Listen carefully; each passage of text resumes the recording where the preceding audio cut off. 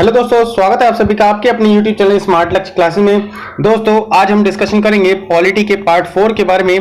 Polity में आज हम MCQs पर चर्चा करेंगे और साथ ही जानेंगे हम उनसे जुड़े हुए कुछ फैक्ट्स के बारे में। दोस्तों, पॉलिटी का सेक्शन जो है वह आपकी UPSI की परीक्षा के लिए और UP PAT की परीक्षा के लिए, इवन PCS और UPSC परीक्षा के लिए भी बहुत इंपॉर्टेंट हो जाता है। तो आप इस वीडियो को अंत तक जरूर देखें ताकि सभी टॉपिक आप तक पहुंच जाएं, सभी टॉपिक आप आराम से कवर कर सकें। इस वीडियो में हम डिस्कशन करेंगे 10 मोस्ट इंपॉर्टेंट पॉलिटी के MCQs के बारे में। और दोस्तों, इस वीडियो को अंत तक जरूर देखें और यदि आप हमारे चैनल पर नए हैं तो हमारे चैनल को अभी सब्सक्राइब करें, लाइक करें, शेयर करें और बेल आइकन वाली घंटी भी जरूर दबा दें ताकि सभी नोटिफिकेशन आप तक तुरंत पहुंच जाएं। तो चलिए वीडियो को शुरू करते हैं।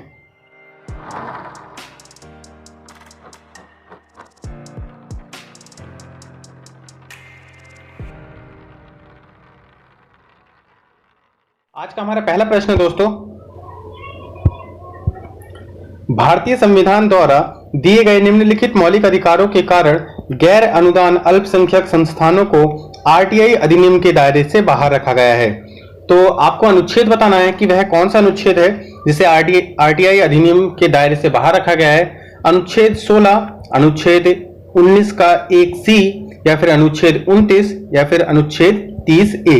तो ऑप्शन आपको मैंने बता दिए, तो वीडियो को पॉज करें और कमेंट करके हमें अपना आंसर बताएं। क्या होगा, नहीं दिया तो मैं आपको बता दूं। इसका आंसर है दोस्तों 30, अनुच्छेद 30(1) में कहा गया है। दोस्तों, क्या कहा गया है, पहले अनुच्छेद 30 के बारे में जान लेते हैं हम। अनुच्छेद 30 के बारे में, अनुच्छेद 30(1) के बारे में जानने से पहले अनुच्छेद 30 में कहा गया है दोस्तों, शिक्षा संस्थाओं की स्थापना और प्रशासन करने का अल्पसंख्यक वर्गों को का अधिकार। उसमें कहा गया है धर्म या भाषा पर आधारित सभी अल्पसंख्यक वर्गों को अभिरुचि की शिक्षा संस्थाओं की स्थापना और प्रशासन करने का अधिकार होगा। इसमें कहा गया है दोस्तों कि खंड 1, जो कि मैंने अभी आपको बताया धर्म या भाषा पर आधारित, उसमें कहा गया है किसी अल्पसंख्यक वर्ग द्वारा स्थापित और प्रशासित शिक्षा की संस्था की संपत्ति के अनिवार्य अर्जन के लिए उपबंध करने वाले विधि बनाते समय राज्य यह सुनिश्चित करेगा कि ऐसी संपत्ति के अर्जन के लिए ऐसी विधि द्वारा नियत या उसके अधीन अवधारित रकम इतनी हो कि उस खंड के अधीन प्रत्यभूत अधिकार निर्बंधित या निराकृत ना हो जाएं। इसके बारे में मैंने यहाँ पर छोटा सा पॉइंट नोट कर दिया है जिसे आप पढ़ सकते हैं। अनुच्छेद 30 का 1 जो है उसमें कहा गया है संविधान के अनुच्छेद 30(1) के अनुसार अल्पसंख्यकों को अपनी शिक्षण संस्थाएं खोलने का अधिकार है। जैसा कि मैंने अभी बताया, धर्म या भाषा पर आधारित सभी अल्पसंख्यक वर्गों को अपनी रुचि की शिक्षा संस्थाओं को की स्थापना करने का और प्रशासन करने का अधिकार प्राप्त होगा। तो यह तो था प्रश्न नंबर 1 का आंसर। अब बढ़ते हैं हम इसी के साथ में हमारा अगला क्वेश्चन। हमारा आज का अगला क्वेश्चन है दोस्तों, वह रहा आपकी स्क्रीन पर। भारतीय संविधान का अनुच्छेद 20 एक महत्वपूर्ण मौलिक अधिकार है क्योंकि यह अपराधों के लिए दृढ़ विश्वास के संबंध में सुरक्षा प्रदान करता है। अनुच्छेद 20 के तहत अपराध के आरोपी व्यक्तियों को कौन सी सुरक्षा प्रदान नहीं की गई है। तो इसके बारे में आपको आंसर बताना है। ऑप्शन क्या क्या है मैं आपको बता देता हूं। एक्स पोस्ट फैक्टो दोहरा खतरा यानी डुअल जियोपार्डी, और दूसरा है, थर्ड ऑप्शन है आपका आत्मदोष के खिलाफ निषेध, या फिर डी है ऑप्शन 24 घंटे के भीतर एक मजिस्ट्रेट के सामने पेश किए जाने का अधिकार। इसमें आपको ऑप्शन के आंसर बताना है दोस्तों। तो वीडियो को पॉज करें और कमेंट करके हमें अपना आंसर बताएं।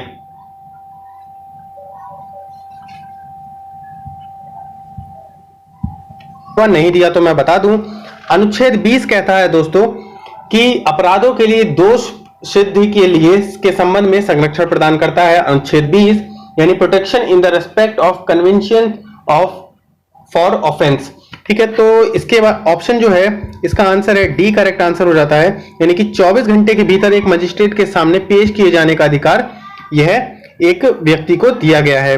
तो इसके बारे में मैंने यहाँ नोट करा है, आप इसे पढ़ भी सकते हैं। 24 घंटे के भीतर एक मजिस्ट्रेट के समक्ष पेश होने का अधिकार अनुच्छेद 22 के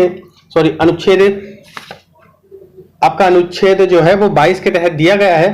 उसमें है कि किसी व्यक्ति को जो गिरफ्तार किया गया है ऐसी गिरफ्तारी के कारणों से यथाशीघ्र अवगत कराए बिना अभिरक्षा में निरुद्ध नहीं रखा जाएगा या अभिरुचि के विधि व्यवसायी से परामर्श करने और प्रतिरक्षा करने से अधिकार से वंचित भी नहीं रखा जाएगा। इसके साथ ही दोस्तों उसमें जो ये ऑप्शन है जिसमें मजिस्ट्रेट के सामने जो 24 घंटे के भीतर पेश किया जाना है, उस पर वह खंड है खंड 2, जिसमें अनुच्छेद 22 के खंड 2 के तहत यह अधिकार प्राप्त है कि प्रत्येक व्यक्ति को जो अधिकार गिरफ्तार किया जाता है और अभिरक्षा से निरुद्ध रखा जाता है, गिरफ्तारी के स्थान से मजिस्ट्रेट के न्यायालय तक यात्रा के लिए आवश्यक समय को छोड़कर ऐसी गिरफ्तारी से 24 घंटे यानी 24 आवर्स की अवधि में निकटतम मजिस्ट्रेट के समक्ष पेश किया जाएगा और ऐसे किसी व्यक्ति को मजिस्ट्रेट के प्राधिकार के बिना उक्त अवधि से अधिक अवधि के लिए अभिरक्षा में निरुद्ध नहीं रखा जाएगा।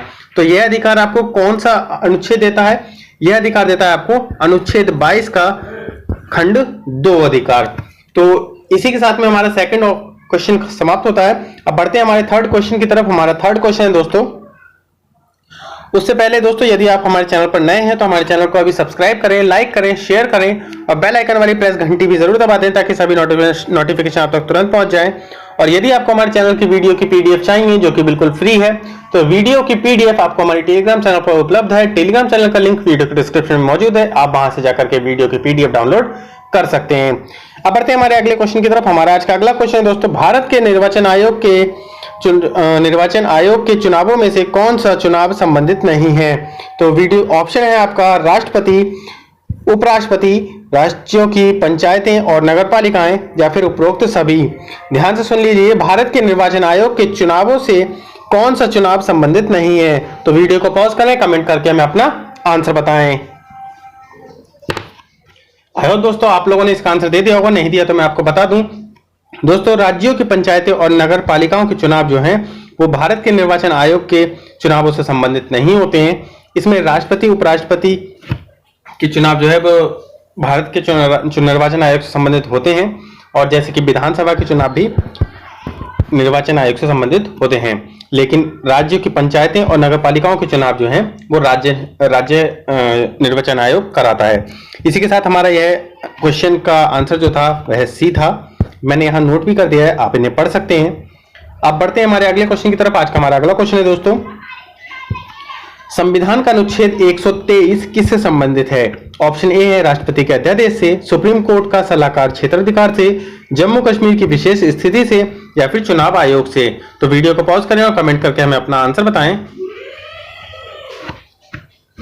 नहीं दिया तो मैं आपको बता दूं दोस्तों, इसका आंसर है ऑप्शन ए, अनुच्छेद 123 अर्थात आर्टिकल 1, 2, 3 जो संबंधित है वह अध्याय 3 के अंतर्गत है और इसमें कहा गया है राष्ट्रपति की विधायी शक्तियां। इसमें 123 जो आर्टिकल है उसमें कहा गया है दोस्तों, संसद के विश्रांति काल में अध्यादेश प्रख्यापित करने की राष्ट्रपति की शक्तियां। इसके बारे में यदि आपको विस्तार से जानना है तो दोस्तों मैं एक नेक्स्ट वीडियो बना दूंगा जिसमें सभी आर्टिकल्स के बारे में एक शॉर्ट वीडियो में आपको शॉर्ट नोट्स आपको प्रोवाइड करा दूंगा और आप हमें टेलीग्राम चैनल को ज्वाइन कर लीजिए, वहां पर आपको कॉन्स्टिट्यूशन की पीडीएफ आपको फ्री में प्रोवाइड करा दी जाएगी। तो इसी के साथ पढ़ते हैं हमारे आज के अगले क्वेश्चन की तरफ। इसका आंसर जो था मैंने यहाँ नोट कर दिया है, आप इसे देख सकते हैं, स्क्रीनशॉट भी ले सकते हैं, साथ ही साथ आप पीडीएफ भी डाउनलोड कर सकते हैं। अब बढ़ते हैं हमारे आज के अगले क्वेश्चन की तरफ। आज का हमारा अगला क्वेश्चन है दोस्तों, राष्ट्रपति पूरे देश में या इसके किसी भी हिस्से में अनुच्छेद 352 के तहत राष्ट्रीय आपातकाल किस स्थिति में घोषित कर सकता है? बाह्य आक्रमण की स्थिति में, सशस्त्र विद्रोह की स्थिति में, आंतरिक अशांति की स्थिति में या फिर अनुच्छेद ऑप्शन आपका 1 और 2 दोनों ही ठीक है। इसका आंसर बताइए आप हमें। वीडियो को पॉज करें और कमेंट करके हमें अपना आंसर बताएं दोस्तों। आई होप दोस्तों आप लोगों ने इसका आंसर दे दिया हो, नहीं दिया तो मैं आपको बता दूं अनुच्छेद 352 दोस्तों, अनुच्छेद 352 में जो है वो ऑप्शन है आपका 1 और 2 दोनों ही ठीक है। बाह्य आक्रमण और सशस्त्र विद्रोह के आक्रमण के दौरान अनुच्छेद 352 के तहत जो है वह किसी भी हिस्से में आपातकाल की स्थिति घोषित कर सकते हैं और इसके बारे में मैंने यहां नोट करा है, आप इसे पढ़ सकते हैं।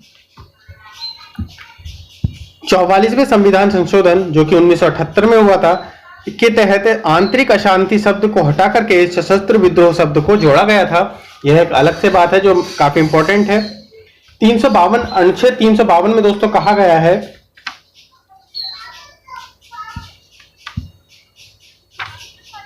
यानी कि यह आभास हो जाता है कि गंभीर आपात विद्यमान है और जिससे युद्ध या तो बाह्य हो या फिर आंतरिक, ठीक है, सशस्त्र विद्रोह के कारण भारत या उसके राज्य के किसी भी क्षेत्र में सुरक्षा जो है वो प्रभावित हो सकती है, कोई भी आक्रमण कर सकता है। तो वह उद्घोषणा कर सकता है कि संपूर्ण भारत में या फिर उसके राज्य के किसी भी क्षेत्र के ऐसे भाग में के संबंध में जो उद्घोषणा में निर्दिष्ट किया जाए, इस आशय की घोषणा कर सकेगा। तो यह उससे पावर किससे मिलती है? अनुच्छेद 352 के तहत। अब बढ़ते हैं इसी के साथ में हमारे आज के अगले क्वेश्चन की तरफ। आज का हमारा अगला क्वेश्चन दोस्तों, सबसे बड़ा न्यायिक क्षेत्र किस उच्च न्यायालय का है? ऑप्शन ए है Bombay high court, Guwahati high court या फिर Allahabad high court, Calcutta high court. तो वीडियो को पॉज करें, कमेंट करके हमें अपना आंसर बताएं। आई होप दोस्तों आप लोगों ने इसका आंसर दे दिया होगा, नहीं दिया तो मैं आपको बता दूं दोस्तों, गुवाहाटी हाई कोर्ट जो है वह सबसे बड़ा हाई कोर्ट है, सबसे बड़ा न्यायिक क्षेत्र है इसका। इसके बारे में यहां नोट भी कर दिया है मैंने। गुवाहाटी उच्च न्यायालय का न्यायिक क्षेत्र 7 राज्यों में है, ठीक है। इसी के साथ में बढ़ते हमारे आज के अगले क्वेश्चन की तरफ। हमारा आज का अगला क्वेश्चन है दोस्तों, निम्नलिखित में से किन बिलों के लिए संसद के दोनों सदनों की संयुक्त बैठक करके गतिरोध को हल करने के लिए कोई संवैधानिक प्रावधान नहीं है? ऑप्शन ए है साधारण विधेयक, धन विधेयक, संविधान संशोधन विधेयक या फिर ऑप्शन 2 और 3 दोनों करेक्ट है। इनमें से आंसर बताइए कि कौन सा करेक्ट आंसर है। आई होप दोस्तों आप लोगों ने सही बता दिया होगा। इसका आंसर है दोस्तों डी, अर्थात धन विधेयक और संविधान संशोधन विधेयक के लिए, इन विधेयक के लिए संसद के दोनों सदनों की संयुक्त बैठक करके गतिरोध को हल करने के लिए कोई संवैधानिक प्रावधान नहीं प्रदान किए गए हैं। तो ऑप्शन डी इसका करेक्ट आंसर हो जाता है, मैंने यहां नोट कर दिया है। अब बढ़ते हैं दोस्तों हमारे आज के अगले क्वेश्चन की तरफ। हमारा आज का अगला क्वेश्चन है दोस्तों, पीएमओ जिसे प्रधानमंत्री कार्यालय कहा जाता है, प्राइम मिनिस्टर ऑफिस, के बारे में कौन सा कथन असत्य है? आपको कौन सा रॉन्ग है वह बताना है, निगेटिव कौन सा है। यह संवैधानिक संस्था है, यह प्रधानमंत्री के लिए एक कर्मचारी एजेंसी है, इसे एक विभाग की स्थिति दी गई है, इसके अंतर्गत कोई संलग्न या अधीनस्थ कार्यालय नहीं है। तो वीडियो को पॉज करें, कमेंट करके हमें अपना आंसर बताएं।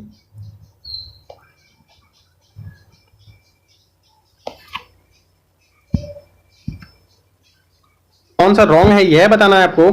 तो दोस्तों इसका जो आंसर होगा वह यह एक संवैधानिक संस्था है। जाहिर सी बात है, यह एक पीएमओ एक संवैधानिक संस्था नहीं है, यह एक कर्मचारी एजेंसी है जिसे एक विभाग की स्थिति दी गई है और इसके अंतर्गत कोई अधीनस्थ कार्यालय नहीं है।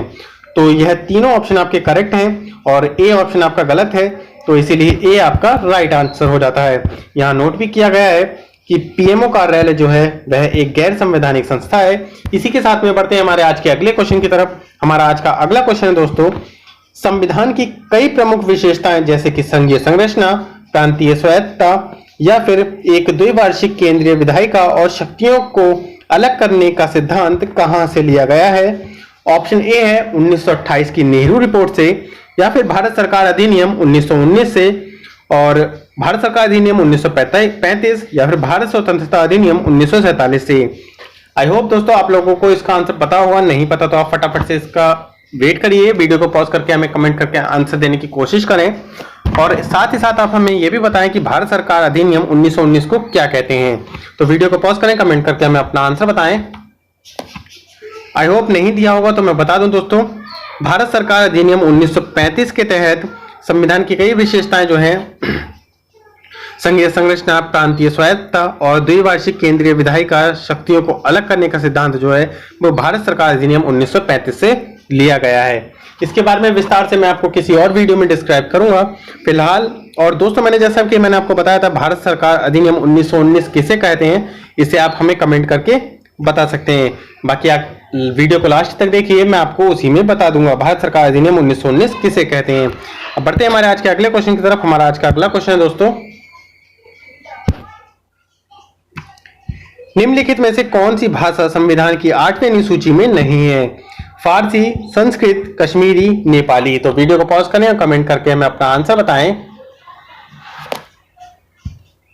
या तो मैं बता दूं दोस्तों, भारत सरकार की जो भारतीय संविधान है उसमें जो अनुच्छेद 8वीं अनुसूची है, 8वीं अनुसूची के अंतर्गत कौन कौन सी भाषाएं हैं उसमें जो भाषा नहीं है, उसमें कितनी भाषाएं हैं दोस्तों? 22 भाषाएं हैं। 22 भाषाओं में कौन सी भाषा नहीं है? तो वह है दोस्तों फारसी। फारसी भाषा जो है 8वीं अनुसूची में सम्मिलित नहीं की गई है। इसी के साथ में हमारा ऑप्शन का आंसर हो जाता है option A, Farsi correct answer है। अभी मैंने आपसे थोड़ी देर पहले पूछा था कि दोस्तों कि 1919 भारत सरकार अधिनियम जो है 1919 वह क्या है और उसे किस नाम से पुकारा जाता है दोस्तों? 1919 को दोस्तों मॉन्टेग्यू चेम्सफोर्ड सुधार कहा जाता है। चेम्सफोर्ड सुधार कहा जाता है। और 1909 को दोस्तों क्या कहा जाता है? 1909 को दोस्तों मार्ले मिंटो सुधार कहा जाता है, यानी कि मार्ले मिंटो रिफॉर्म कहा जाता है। मार्ले मिंटो रिफॉर्म यानी कि सुधार। दोस्तों ये थे हमारे आज के 10 क्वेश्चन इंपॉर्टेंट। इसी के साथ हमारे आज के 10 क्वेश्चन समाप्त होते हैं। अब मुलाकात होगी आपसे दोस्तों नेक्स्ट वीडियो में। तब तक के लिए दोस्तों जय हिंद, जय भारत, वंदे मातरम। और आपको यदि हमारे चैनल की वीडियो की पीडीएफ चाहिए जो कि बिल्कुल फ्री है, तो पीडीएफ आपको हमारे टेलीग्राम चैनल पर उपलब्ध है। टेलीग्राम चैनल का लिंक वीडियो के डिस्क्रिप्शन में मौजूद है, आप वहां से डाउनलोड कर सकते हैं। और आप हमें फेसबुक पेज पर लाइक कर सकते हैं, हमारे फेसबुक पेज का लिंक भी वीडियो के डिस्क्रिप्शन में मौजूद है। और आप हमें इंस्टाग्राम पर फॉलो कर सकते हैं। और दोस्तों यदि आपके कोई सुझाव हो तो आप हमें educationhubsmart@gmail.com पर भेज सकते हैं।